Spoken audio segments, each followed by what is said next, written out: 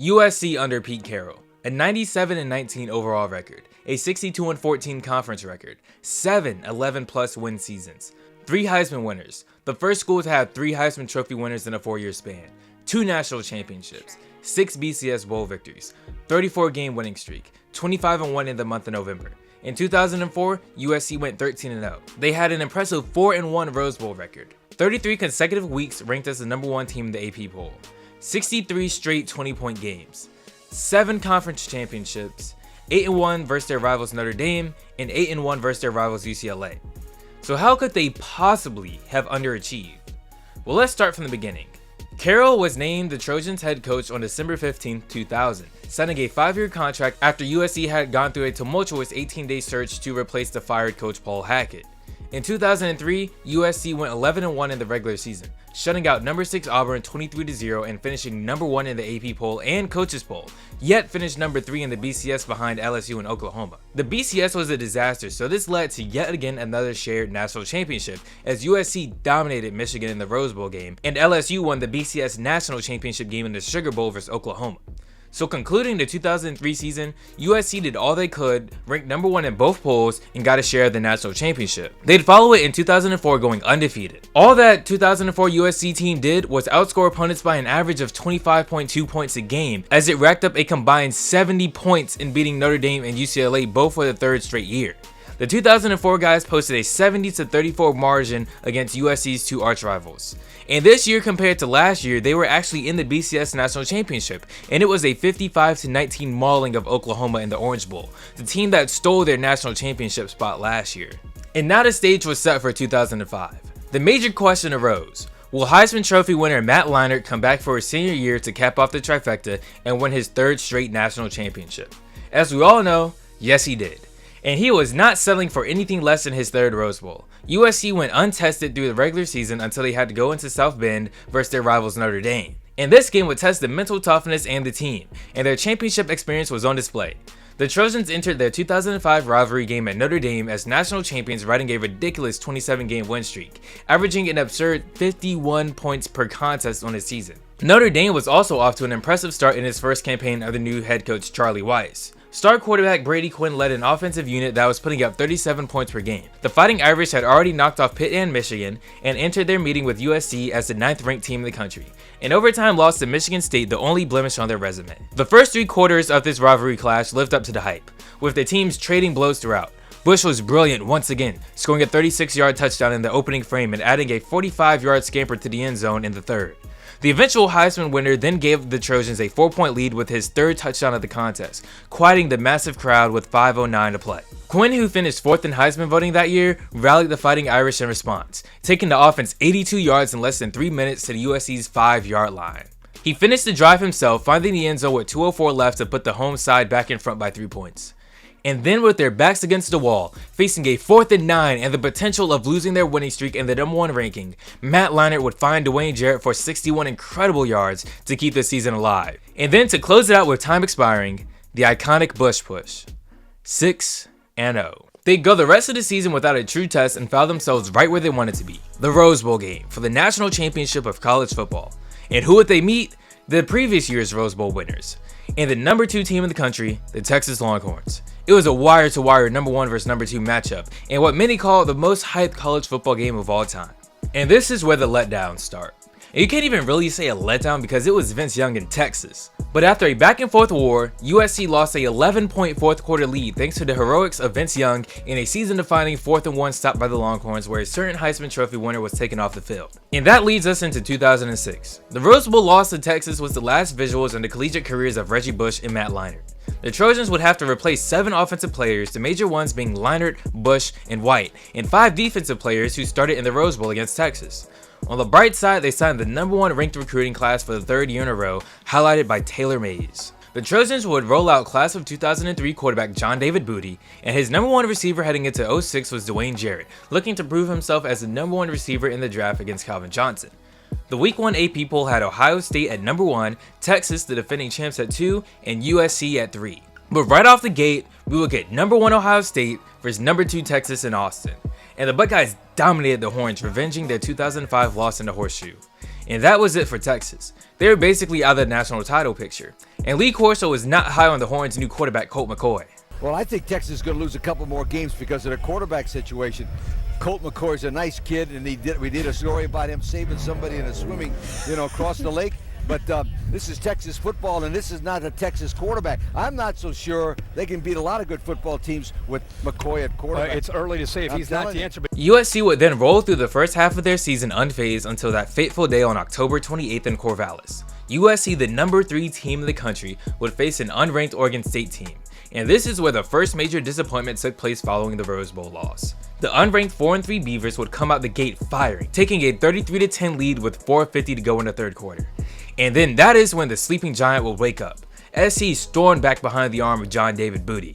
In the game where SC had been plagued by 4 turnovers, John David would throw 3 straight passing touchdowns, with the final one being with 11 seconds remaining. And then it'd come down to a 2-point conversion, with essentially the season on the line.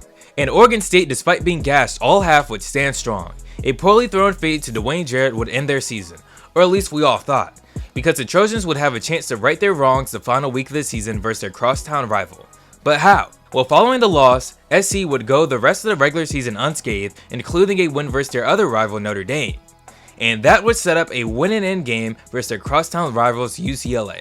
USC entered this game the number 2 team in the country, fielding a 10-1 record, and all that stood in their way from a trip to Glendale, Arizona was a 6-5 UCLA on the verge of firing their coach. But what would ensue was just a reminder of what USC was quickly becoming post-Bush and Leinart. The Trojan offense, which the week before put up 44 total points versus their rival and the number 6 team in the entire country, Notre Dame.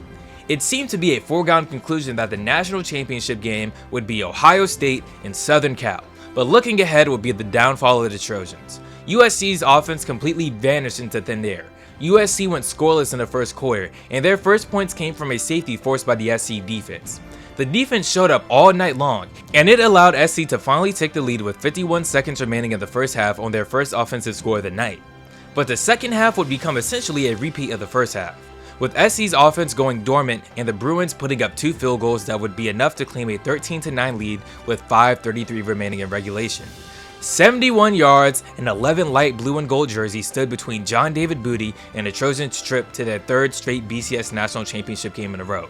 And it was at this moment the offense woke up, moving the offense down the field and getting into the red zone with a little over a minute left.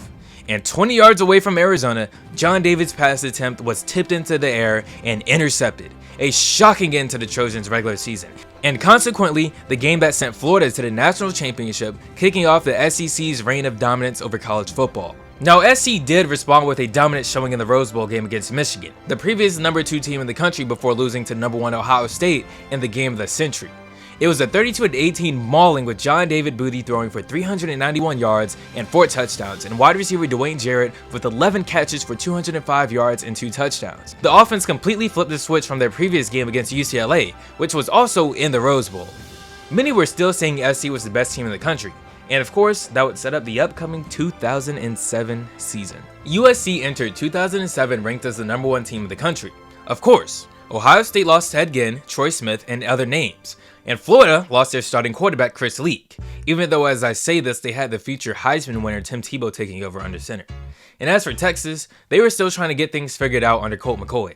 And back to SC, they'd bring back John David Booty for his final season, but remember the name Mark Sanchez. In week 1, the Trojans would maul Idaho 38-10, which you'd assume would set the stage for the 2007 season.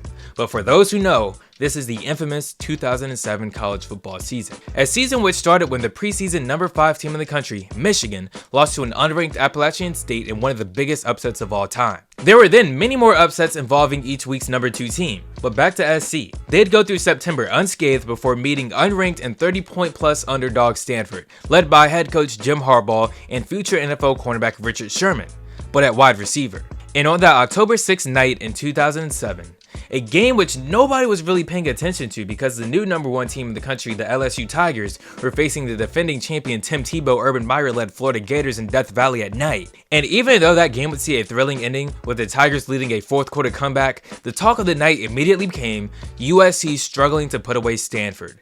And it was a low-scoring game through 3 quarters, but SC still led 16-7 at the end of 3. The 4th quarter was a different story. Stanford scored on the very first play of the 4th, closing the gap to 2 points. John John David Booty then launched a rocket down the middle of the field to answer for 6. Stanford then methodically rolled down the field for a field goal to make SC's lead 6. The number 1 team in the country had the chance to close the deal with less than 5 minutes to go. But an overthrown pass with 2:50 to go was intercepted, Booty's 3rd of the night. And Stanford was set up with amazing field position, but it seemed it was all for nothing as they were facing a daunting 4th and 20. And that's when Richard Sherman would step up with an incredible grab at the marker for the first down. And then once again, on 4th down, the touchdown that shocked the college football world.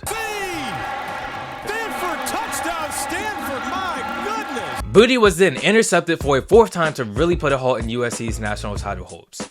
And even more bad news, John David Booty was diagnosed with a broken finger in this game. And here comes the untested sophomore, Mark Sanchez, to take over for what once was the number 1 team in the land. Sanchez would make his first 2 starts in victories over Arizona and Notre Dame. Then he'd have to go up against number 5 Oregon. If they win this game, their national title hopes will get a huge boost as they were still in the top 10 sitting at number 9. And if you remember 2007, a 2-loss team won the national title. If they win this game, then they'd be the team heading to New Orleans.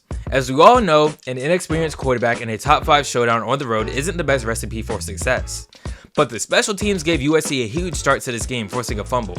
But USC would squander that great field position, and Oregon struck first. USC answered with a field goal, and so did Oregon.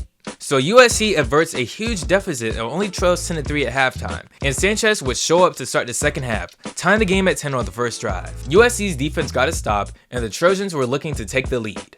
But a fumble in their own territory would lead to an Oregon touchdown, and the lead was once again 7. But in this second half, Sanchez was looking like a poised veteran until he was intercepted at the 15-yard line, and before you know it, the deficit was 14. With 11:40 to go, could Mark Sanchez save the season? He drove down the field to cut it to 7, and the defense needed to make a stop. They did, and USC now had the ball needing a touchdown. But it all come to an end when a desperation throw was picked off with 20 seconds remaining. John David Booty returned the next game against Oregon State, and they rallied off 2 ranked wins, but their victories weren't enough for the BCS title game. And once again, the Trojans found themselves in a Rose Bowl game against number 13 Illinois out the Big Ten, where they routed them 49-17. Of course, there were many shouts for USC being the best team in college football, but just like last year's disastrous loss to Oregon State as huge favorites, this year's loss to Stanford as huge favorites did them in. Moving on to 2008, the recruiting class would be ranked 4th in the country, led by 5 stars Tyron Smith and Matt Khalil. In the preseason AP poll, USC was once again ranked as a top 3 team, only trailing Georgia and Ohio State. The amazing thing for us fans was that USC and Ohio State were literally scheduled to meet on September 13th in a huge marquee matchup to shape the BCS title picture. By the time we got to this game, it was still a really hyped matchup as USC was now ranked the number 1 team, as the former number 1 team Georgia had been dropped to 2. But the major story here was Ohio State, who had dropped to number 5 after struggling to take care of Ohio and missing their star running back Beanie Wells. The Buckeyes had been familiar with these early season showdowns. They had an incredible home-and-home showdown with Texas in 2005 and 2006, and in 2007 faced another fellow Pac-10 team in Washington. But those experiences wouldn't help the Buckeyes on this night, as USC would demolish Ohio State 35-3. Yes, Beanie Wells didn't play, but he wasn't making up a 32-point difference. This was an absolute mauling by the country's new number 1 team. A statement was made: USC is back at the top of the mountain, and Mark Sanchez was better than ever. Laughably, that statement wouldn't even last 2 weeks. In the Trojans' very next game, they had their annual epic regular season collapse when they traveled to the state that had haunted them the last 3 years and they lost to Oregon State. Oregon State set the tone early, scoring a touchdown on a very impressive opening drive. And fast forwarding to the second quarter, the Beavers would take a 14-0 lead. And when the Trojans were driving to cut the lead, a fumble, and before you could blink, it was 21-0 at half. An absolute stunner. USC would attempt to come back in the second half and cut into the lead, making the game 21-14. And down 7, the ball was in Mark Sanchez's hand, backed up inside the 5. And that's where he'd be picked off very similarly to Oregon in 2007. Yet again, SC's title hopes were dashed, and it didn't matter that they went undefeated in their next 9 games to close the regular season. One-loss SEC champion Florida took the number 1 spot, and one-loss Oklahoma took the 2 spot, with their one loss being to the team that finished number 3 in the BCS, the Texas Longhorns. USC was ranked 5th in the country, also trailing Alabama, whose one loss was to number 1 Florida. So yet again, the Trojans would head to the Rose Bowl for the 4th straight year. not competing for the BCS title for the 3rd year in a row. And they would of course maul Big Ten champion Penn State, and once again there were many claims that they were the best team in the country. But it doesn't matter when year after year you lose to huge underdogs. 2009 would mark change for the Trojans. For 247, USC had the #2 recruiting class headlined by the #1 player in the country, Matt Barkley, at quarterback out of Mater Dei High School. And the young Barkley would be thrust into the action immediately as Mark Sanchez left for the draft and Pete Carroll saw young Barkley as the best chance at winning. Barkley became the first true freshman to ever start at USC under center and the first true freshman to start for a preseason top 5 team since 1976. And in the second game of the season, we see the rematch of Ohio State and USC, #3 versus #8. And this time in the Horseshoe, in what would become one of the most hostile environments in the game ever at the Horseshoe, the game delivered as young Barkley grew up in front of our eyes, leading a 86-yard game-winning drive in the teeth of the Horseshoe, aided by running back Joe McKnight to win 18-15.